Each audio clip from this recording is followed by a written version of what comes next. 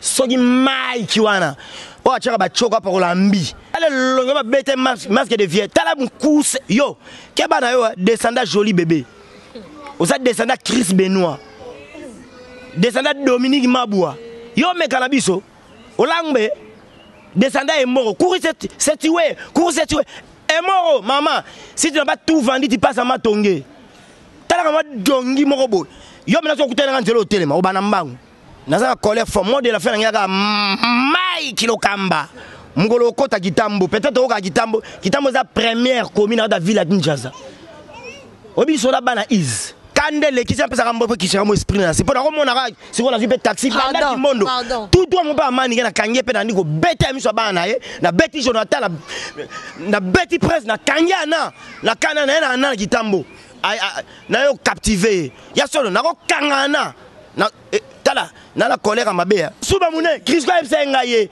abi tolala na ndaku boye na sutuka bilama so kominga mai mani kani ko kosela anamu da subi ana maman c'est pas moi va de faire pipi na la musaka yo c'est toi maman yo subela nga mikolo nyonso Christo Louvan ndako yebisa tika ko tia confusion na famille abat na ko c'est bon Christo famille na ande kone Christo comme yebisa nga bigeno tube ko ebite bombanga manika subaka nala ndaka manika suba masube tambola azoko sana na bi c'est pas moi maman ngaka na loko nzoto nyoso na sala ke simbaka Jude Tosa et tout écoute un bon judoka. Cette émission est offerte par Papy Leroy à la carte illimitée. Pour toutes vos solutions de visa, contactez l'agence DK Travel, la solution de visa. Du nouveau à Kinshasa, pour vos séjours et réservations, une seule adresse. Flat Hotel HP, situé dans la périphérie de la capitale congolaise, sur l'avenue Makanza numéro 10, dans le quartier Kimbangu, commune de Kalamo. Un espace de plaisance pour vos détentes et rendez-vous d'affaires ou amicales. Venez passer des moments agréables et inoubliables dans nos appartements de luxe équipés d'une connexion Wi-Fi 24 heures sur 24. Pour l'électricité, il n'y a pas de souci. Flat Hotel HP met à la disposition de son aimable clientèle un groupe électrogène industriel pour la desserte en énergie. Et encore, un restaurant de qualité pour savourer la cuisine congolaise et étrangère. Son bar muni de toutes sortes de boissons rafraîchissantes et vos cocktails préférés. HP Hotel, doté d'un charroi automobile pour vos courses journalières à des prix hors concurrence, vous récupère à partir de l'aéroport et à l'endroit de votre choix. Pour tout contact, appelez au plus 33 605 384 625, plus 243 82 601 0438. Pour mieux vous servir, HP est doté d'un personnel qualifié prêt à vous servir. Chez nous, les clients est roi. Flat Hotel HP, vivifie la vie. Merci fidèles internautes, n'abonnez n'abisso nyonso ya Wantachi TV. Je vous salue, bonjour, bonsoir, selon l'heure à laquelle bozo la nation nabandak nabino nyonso. Au pas 8 ans la nation nandak te asimbi téléphone azo la nanzela boza ebele la nation napesi merci et puis je vous dis déjà bienvenue une émission nabisso ya lelo. C'est à la présentation, c'est votre journaliste, votre chroniqueuse préférée, Mama Lux 24 hautement appelée la puissante. Alors bande comme ça ya Wantachi TV, avant de commencer j'ai dit un grand merci à ma partenaire na biso nyonso ba oba soutenir biso matin midi soir et inda et na moi et na butu et na poko bazala wana toujours cimenté. Je vois Papy Leroy carte limitée à Tkana Nyonga Mutute et Deborah Kamanda autrement appelé Madebo DK Travel azana pour na ba visa en tout cas hein. Pourquoi pas c'est lui aussi le jeune Pato, je reste malé la Wantachi, mon cordon vraiment en tout cas, je vous salue et puis merci pour la marque de confiance au PSA Malik 24 que vous avez mis malé donc et ça hein et a quelque chose de bien, la confiance est belé à PSA Abisoba Malik 24 fidèles internautes. Avant de commencer, je vous salue. Et puis deuxièmement, comme d'habitude, je suis pas seule, je suis toujours accompagnée d'une personne. Entretien tout ça, tu es un musicien, tu es belendeng, tu es un bidjoubek, tout ça, tu analyse, tu es bidjoubek, tu es messananaye, azalara wana so qui analyse, moi ils allaient ton aposen talara djoubek donc, maïe les vanda anamutu.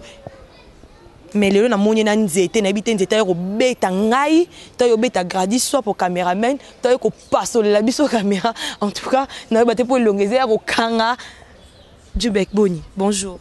Bonjour. Boni. Très bien par la grâce de Dieu. est-ce qu'on était beau simbi ou na plateau na nzete problème quoi? Ils ont été les bâtons de Moïse au Karango. Nous avons marre de ça, j'ai 40 jours, 40 nuits. Vous en prenez pendant que nous étions au Moïse à Zouaka pour que le peuple israélite, les hébreux, les juifs, la captivité collective égyptienne. Nous étions où? Tant que tout le monde est le tonnerre est clair. Vous en prenez par rapport à l'image. La grêle est quoi? La fleuve ni. Maï balou makila a betango boy moulile une obscurité terrible que la terre n'a jamais été, que la terre n'a jamais porté et kita nzete au monde attend moi ici ça va en Israël bo balou kana sima balou na tali abino ces égyptiens que vous voyez vous les verrez jamais. Gardez silence, Dieu combattra pour vous, combattra pour vous a betan nzete na mer rouge et kabona biteni mibale miraille d'eau.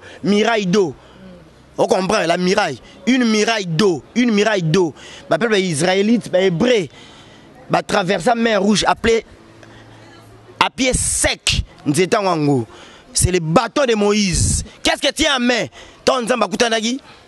Na Moïse, dans les buissons en fait. Qu'est-ce que tu as en main? Un bâton. Jette-le par terre. Il devient un gros serpent. Vous comprenez? Quand tu feras ces miracles, les Israélites croyant que je suis avec toi, va, Yango. Les bâtons de Moïse, les bâtons à commandement, Yango Yamakam. Si les Égyptiens, les Égyptiens que vous voyez, ne vous les verrez plus jamais. Des bananes. Oh, Maniké bon nan. La personne de Maniké John et de John, Mandona, Longo, et Lima, Nganasko, Nam, l'esprit. Il y a les tout-puissants, les grands créateurs. Montant Pharaon, étant Moïse devant Pharaon. Sortilège à Pharaon, Bouaka, c'était bon. Bakan na bango, na mabele, et comme 3 gros serpents. Tant Moïse a Bouaki moko a yeo na simbio. Et puis si serpent moko, mais il y a 3 serpents minènes. Mais serpent, Moïse a mouké, et ben il a englouti les 3 serpents égyptiens. Vous en prenez des temps en engloutir Maniké, on finir rien, on me met Tina Souka dans l'Iforbo, on engloutir Mike Lokamba. C'est ça le bâton de Moïse. Miracle spectaculaire, Yango. Bâton naie patron Golosit, na Maniké, bâton Yango, Ozomono. Bâton au fia, bon, ce côté dans mon anzela. Tondeni toyo pour boire qu'on a ces bons nio que meli bon temps beaucoup tana bâton au score non les temps beaucoup tana to nous ala ka ole quand on a émission ba spectacle quand émission comment tout ça deux sortes de combat physique on bas spirituel ouais ça tant là ba spiritualité tant on bête en jeto na c'est Mike Lokamba engloutir na absorber on comprend na néantir Maniké na néantir na absorber na engloutir et ça comment ba combat physique. Je parle des choses spirituelles. Parce que spiritualité et les gars physique. Et un combat physique, un combat spirituel. Oh nganga mama oh ndokyo ya Maniké. Pas vite. Mais il y a au lobby kazando kazanga yo zana spiritualité ko le Maniké. Eh, menga hébreu na juif. Toi l'homme des écritures hébraïques. Yo tant écriture hébraïque. Non mais mon tradition juive. Au Kouva, tu auras des maladies cosomatiques. Au Kokate. Minimum la spiritualité. L'homme des écritures mystérieuses. L'homme des textes sacrés. Men, tekel, par saint. Non, dans l'émission Jires Malele. Men, tekel, par saint. Je suis la voix de celui qui crie dans les déserts. Ah, ben, quand tu es pardon, tu es chrétien, chrétien. Na mon arrêt dans la 3e œil spirituel. Yango, 3e œil spirituel. Il y a mon maman et mon anakate. Il y a mon ak. Sous la lali, on mis mi balo. Sous la lali, yé oyo. Liswe et fumwa men total. Des choses invisibles, des choses spirituelles, des choses surnaturelles, surhumaines. Lissom de mon ak. Sous la lali, mis na ngwa bomoto e kangami. Liso o e fumwami, 3e œil spirituel. Na mona ngo de en avance. Bandaka na bela de ntama minimum. Jubek na lobi boye o mona ngo déjà depuis kala ndongo zo bo mona ngo wana. Biso to lingala landi Mike. Mike albi lelo manika bima film ma tika ko somba ta fourchette tata luta somba te. C'est que ken azan ba salaire ba nyongo na salaire. Pourquoi pas que dans foot ka ba mbongo ni a salaire a foutier mambango pesili. C'est que binu na film au travail parce que biso na bi ke na wantashi malela tika na nyongo na ngate. Les jeunes pas tika na nyongo na ngate. C'est que ça pour na salaire ngo bo la po Mike alobi en émission que bo ndo futa été manika kazu asenge musala et pas naye ya ko boya ni travailleur te Nabi boy aza kleptomanie, elle souffre de la kleptomanie. C'est une sorte qui fait des sottises. Aza Bible benga bango ben insensé. Aza na influence nuisible, l'esprit de ténèbres, l'esprit naï. Aza animé par l'esprit de la méchante reine Jézabel. Mon ba non, aza reine ya bino internet. Hein? Je suis la reine. Bino tout bat internet avant ça l'émission la bino foot en bon. Aza reine. Aza reine oh aza la méchante reine Jézabel. Aza animé l'esprit à Dalila.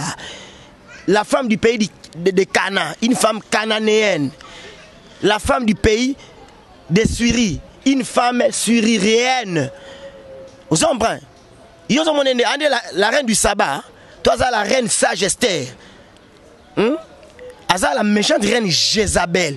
À cause de la paix, Aza la lukuta impossible. Lukuta le roi balakela mabe. Lukuta kindoki. Car yo mo mission. Car ben mo mission sala. Muta lukuta fo ebaye. Yebel ba version ebele.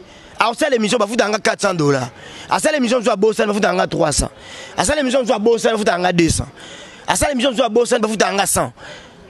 À ça émission soit bossa ba foutanga te. Landa ba émission ne amta lukuta. À ça l'émission soit ba foutanga par émission. À ça kleptomanie, elle souffre de la kleptomanie. Na ça bana na Jonathan Kadima, na Prince Babia. Hein? Prince Babia, Prince Ali Babé. Il est babé là, n'a pas héritier. C'est un bon chanteur. Na Bidjubek, yo pokoti, c'est que mani kazani na raison finga yepe a fingi famille ya Ken Piana parce que bino bobando finga famille bo fingi bana yango yepa fingi famille Ken Piana a fingi manike yo okomo finga da Prince Babia ke Babia za Babia libo ya libabe. Tant bozo fa na studio mo minuscule. Studio mo même pas confortable. L'air ne passe même pas.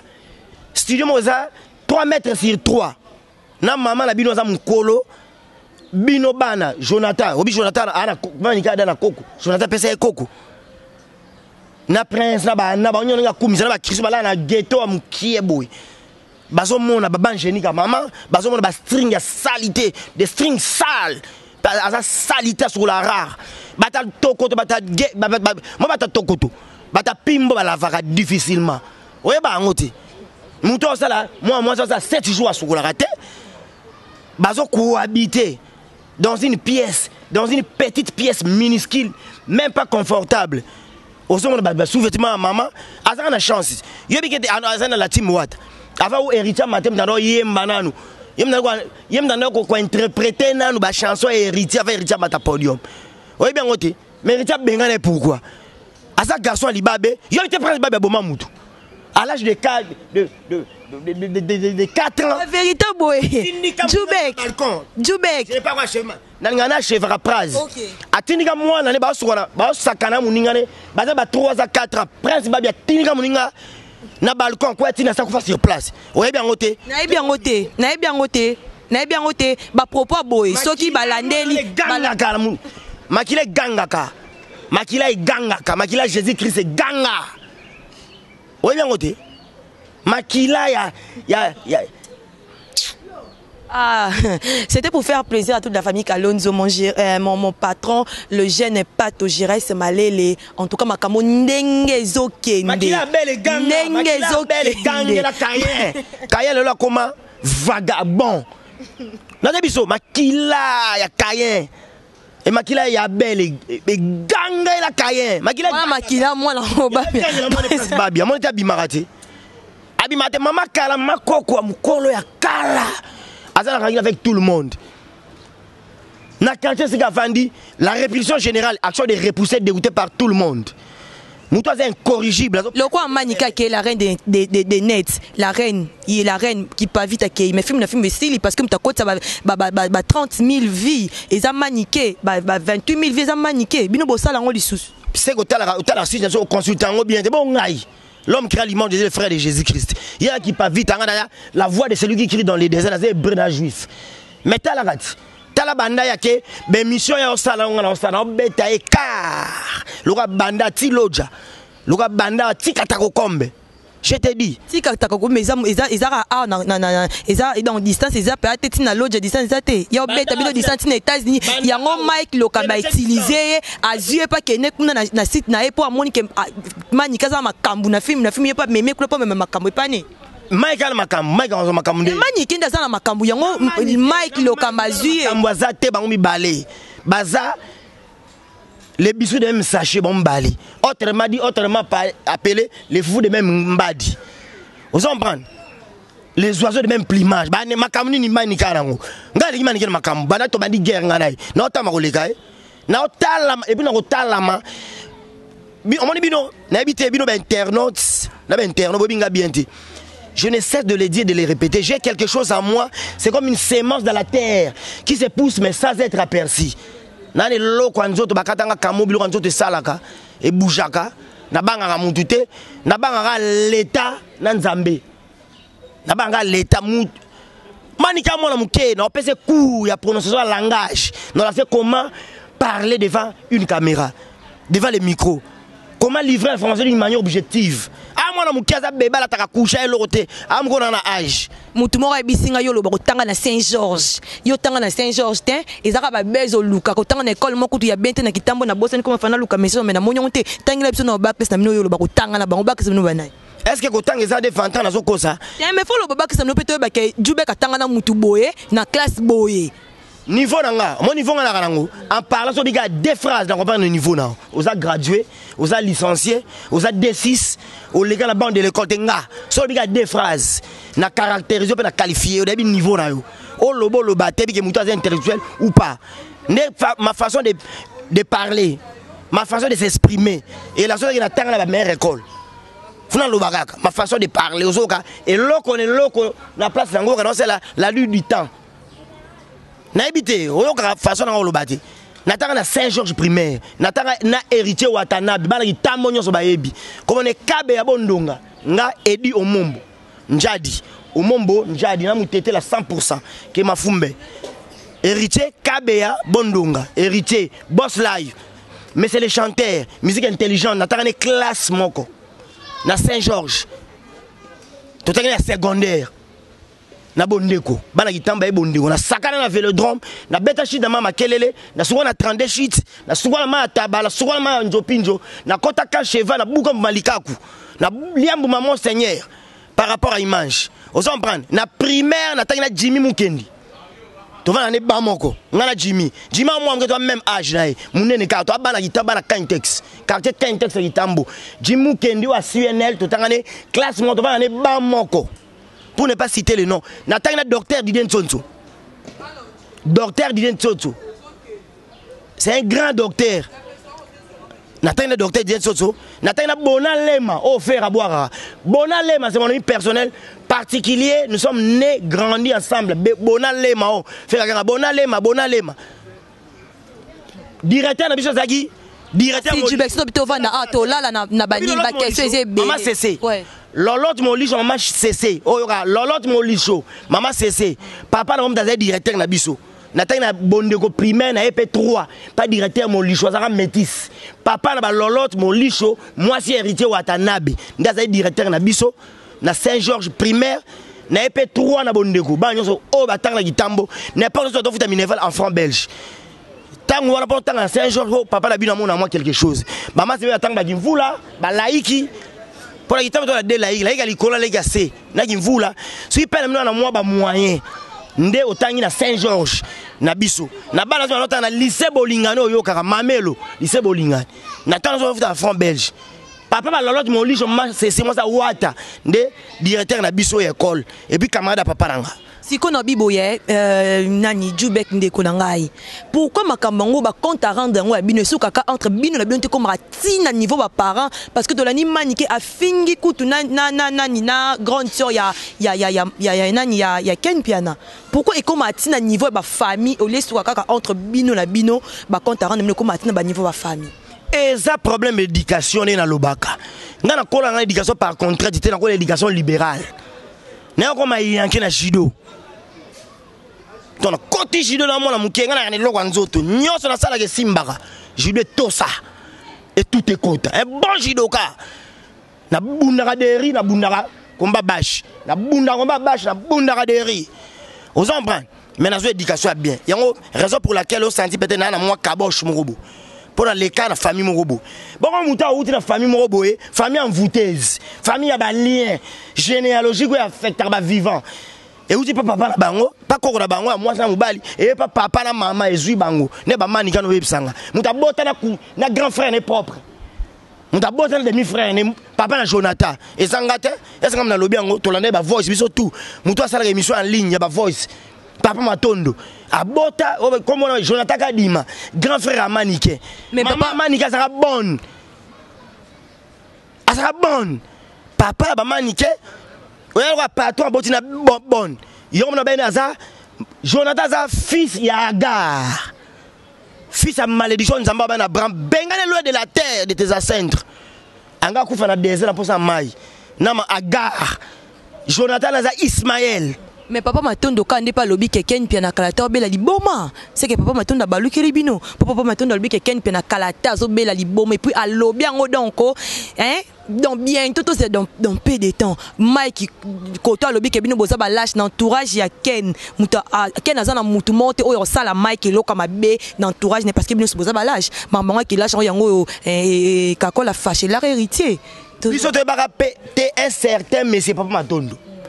Et ça, tu as une confusion. Il y a un éclaircir biso na ba voice na bimisi. Asa ba émission en ligne ba voice.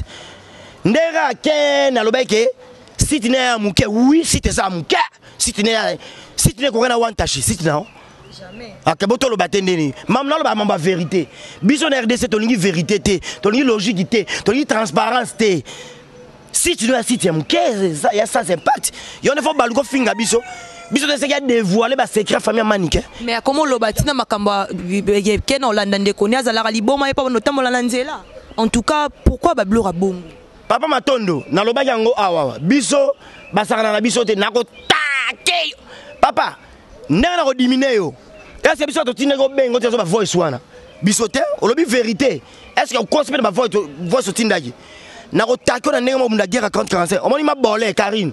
To kimisa awa.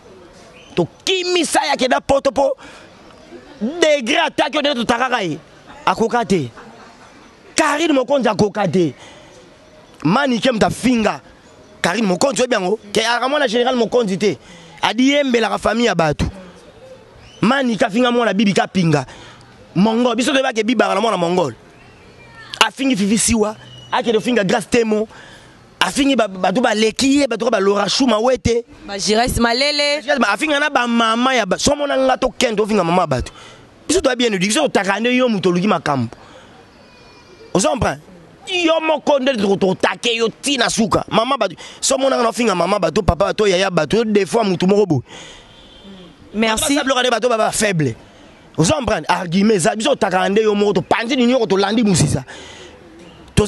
Mike parle bino boza balage.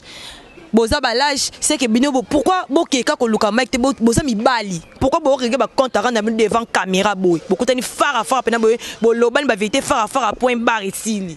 Ke boyaka soit il y a Mike, soit Mike wana. O achaka ba choka pa ko lambi.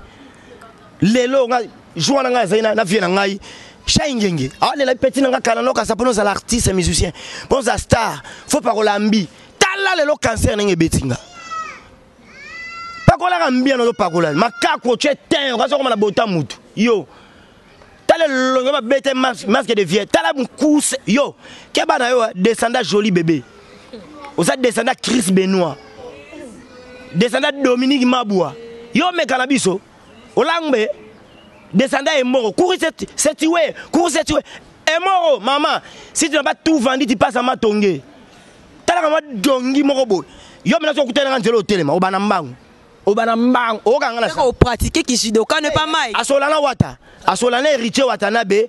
Vanda benen héritier calme c'est nzube jube gaso. Aza très mystique. Ngana be ngade kitambo mkolonza ko be kitambo nga. Na betcha kitambo maboko. Tuna wata South. Merci Djoubek. Djoubek maman de la fin. Et si ka to kutano Mike Lokamba. Et si ka nga Djoubek na kutano nga salama sécurité. Ngana na double casquette. Na bana judo à 7 ans. Les plus avisés, les plus réputés, les plus titrés comme na kitambo. Na ba judoka c'est moi. Tuna bana bandal, tuna maître Chabani. Tuna maître Jean. Content dans le monde média. Est-ce que la technique est là? Bon ça la tendeni. Na première bagarre je joue kitambo. Tuna maître Jajiko. Tuna bana so bande je joue ikam. Aucun espoir. Aucun naïta. Ba oye bisonga. Peut-être on songa maseki. Tuna ba masra ba champion coulé. Tuna ba Saido, champion Saido. Merci Tuna champion qui faille aller ba wera. Champion qui faille maître. Tuna bana bandal. Kenen ngiringiri tuna. Tuna bana kitambo ba un certain Djoubek. En ma journaliste. Nena zipola sur ngasa na zipola yo na zipola manike mon manike na beta mon Jonathan après mamba mon beta mon bali na kangyo na beti mabe te grouma kateri soda ka kwei na landi Djoubek pardon molier na boy fimbo ya beta nga Mike na kanga na beta na botolo caméra mon caméra za na botolo caméra micro na botolo ordinateur na chayo mabolo na se yo bingate tuna na chamu tuzute tuna wata. Merci, merci Djoubek manque que salutation to comme na souka en tout cas na boy na Djoubek fiya kulanga pena fimbu oh et monsieur comme makamzu pour des gars kando Djoubek comme que nango allez-y comprendre que maramoser héroïne dans ma Ligue 24 ans pour na bino hein mamba bobi so tem to tinda en tout cas biso to luki na biso ngote ngaya batuku tutenga na sala ram sala na ngai nga na sala ram sala na nga moi ba mot de la fin ba ata ozana kando pesa batu bambo tete. Naza colère fort mot de la fin ngaka Mike Lokamba mungolo kota kitambo peut-être oka kitambo za première commune de ville à Kinshasa obi sola bana is obi lisola ki yanke obi lisolo ya papa bingema et tout mana bingema e opika pende o tout monde bana kitambo biso bana kitambo to polarate animation musique congolaise na kitambo bajuna mombaf oh l'on empire binisa bana kitambo non non tala ku bana kitambo Robert Ekokota merci animation congolaise uta kitambo sur le générique animation seben kitambo ne makambo et sika na zoyo commune ne oyo bangi kitambo ne makambo na kitambo to na cimetière kitambo to na lycée Bolinga to na collège Saint-Georges to na stade Vélodrome terrain te stade Vélodrome bino bwanango lo bana ngati to na gare ya train. Et si dans une nez na beta yo mon sur théâtre hein et comme est-ce qu'en réalité le web base et le web Manique tu n'as même pas la qualité physique de quelqu'un qui peut faire les mouvements les mieux adaptés un jeu ou un exercice ou un tuberculeux ou bien la tiber à mikoua Manique dans ça théâtre non c'est dans zoyo et si dans zoyo on va pour moi ne polo na pimbo na pimbo. Merci Djoubek, merci Djoubek. Na pesi mbote na vie na si demande agence SK service. Ça va dédicace. Kandele qui s'appelle ça mbote qui sera mo esprit na. C'est pour na ko mona ra, c'est pour na vie taxi banda kimondo. Tout doit mon pas mani na kanye pe na ndiko beta mi so ba na ye, na beti Jonathan na beti presse na kanya na kana na kitambo. Na yo captiver. Ya solo na ko kangana. Na tala na la colère mabe. Na la colère mabe. Djoubek, o beta na Crisco cameraman na film. Na film. Musuba mune Crisco msenga ye. Abi tolala na ndaku boye. Na sutu kabila manso kominga mai. Mani kani ko kosela anamu da subi. Ana maman, c'est pas moi. Maman moi va de faire pipi na la musaka yo. C'est toi maman. Yo subela nga mikolo nyonso. Crisco Louvan ndako yebisa. Tika ko cha confusion na famille bat. Na kosela bo Crisco famille na ye. Ande kone. Crisco mzabisa ngabike non. Djoubek ko ebite. Bombanga manika subaka nalanda manika suba masube tambola azoko sana no c'est pas moi maman nga subaka te Crisco Louvandalo. Merci Djoubek to comme na suka basadi bambote kana pesi yana nga Jos Tambwe plateau mais faut le la bonne colère danger te voir ninga kaukinga na colère mabe Venanga Joss Tambole Sédois, venanga Sidema l'agence SK Service, Guylaine Agrippine la Congolaise. Venanga Chris Bakal Leroy. Na ko bosana jamais kulutu nanga. Ya nanga Bijou Kenda na Paris wana, Det Bolefa. Tassou le Sokola, Yolan Malemba, Raoul Nyamboto. Ya nanga Tété na Londres. Tété au Nyamboto. Rachel Nyamboto. Ba nyonso Kitambo. Kitambo c'est Miami. Kosim bato okweya. Puissance eza. Merci Nana Koutim, nga tele maraboto, la belle la bas centre, Bayoka. Mistral, canicule, orage, Wakisha, boucle. Na limwe par rapport à l'image. Je reste malé le one touch. Honorable.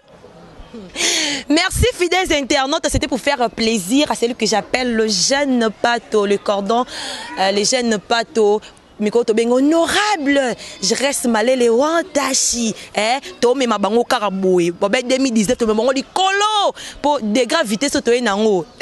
En tout cas bon pakatamba on a internet to bo kanga ba chaîne belé kangama, pour ba comment luka déjà bat bayi bakabatu, bayi babat ba kena ba chaîne pour ba créer ba buzz pour ba chaîne netama mais bon koka karaté. Je dis un grand merci à Clarisse Botou depuis Maroc, à Peter Eleng, pourquoi pas saluer aussi Christian Louyeye, Donc, Aimé Kasaka, l'homme intelligent, Samuel Kalonzo, Monia CLK, en tout cas, je vous salue toute ma famille. Quant à moi, je vous dis, restez branchés sur Wantashi TV. On se retrouve au prochain numéro. Au revoir.